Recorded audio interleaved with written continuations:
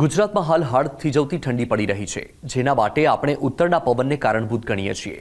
કાશ્મીરમાં પડતી બરફવર્ષાની સીધી અસર આપણે ત્યાં થાય છે. આવામાં તમે બધાના મોઢે સાંભળ્યું હશે કે કાશ્મીરમાં ચિલ્લા કલાની શરૂઆત થઈ છે. કેટલાક લોકો તેને ચિલ્લઈ કલા પણ કહે છે. તો શું છે આ ચિલ્લા કલા? આજે આ વિડીયોમાં જાણીશું. પહેલા ફટાફટ આ વિડીયોને શેર કરી દો. નમસ્કાર, ઝી 24 કલાકના ડિજિટલ પ્લેટફોર્મ પર આપનું સ્વાગત છે.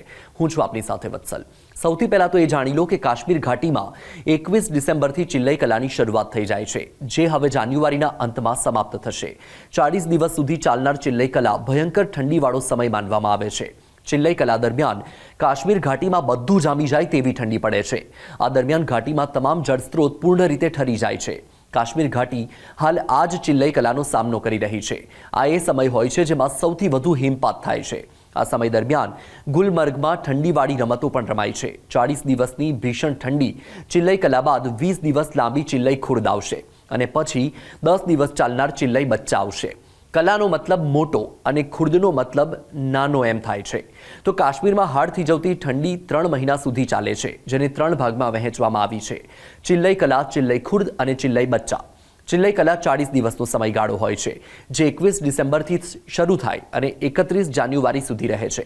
ચિલ્લઈ કલા બાદ ચિલ્લઈ ખુર્દ આવે છે, જેને કલા કરતાં ઓછી ઠંડી કહેવાય છે.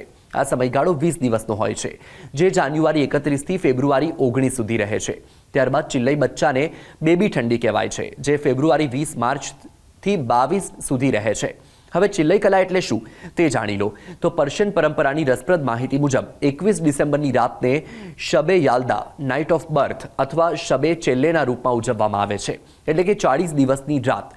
ઈરાની અજરબૈજાનીઓ તેને ચીલા ગિજાસી કહે છે, જે ઠંડીના પહેલા 40 દિવસોની શરૂઆતનું પ્રતીક છે. ઈરાની પરંપરા કાશ્મીરમાં પણ બચેલી છે, જ્યાં ચિલ્લઈ કલા 40 દિવસની કાતિલ ઠંડીને કહેવામાં આવે છે. તમને જાણીને નવાઈ લાગશે કે ચિલ્લઈ કલા દરમિયાન કાશ્મીર વેલીનું વાતાવરણ અતિ ઠંડુ અને ડ્રાય બની જાય છે. ઠંડી એટલી પડી જાય છે કે બધું જ જામી જાય છે. ચિલ્લઈ કલામાં સ્નોફોલ થવાની શક્યતા મેક્સિમમ રહેલી છે. આ 40 દિવસના સમયગાળામાં બરફ જામી જાય છે અને લાંબા સમય સુધી આવી જ સ્થિતિ રહે છે. આ બરફ ઘાટીને ગ્લેશિયર્સ સાથે જોડે છે અને કાશ્મીરમાં નદીઓ, સરોવર અને બારમાસી જળાશયો માટે ગરમીમાં ચાલે તેટલું પાણી એકઠું થઈ જાય છે. ચિલ્લઈ કલા બાદ બરફ વર્ષા થતી નથી.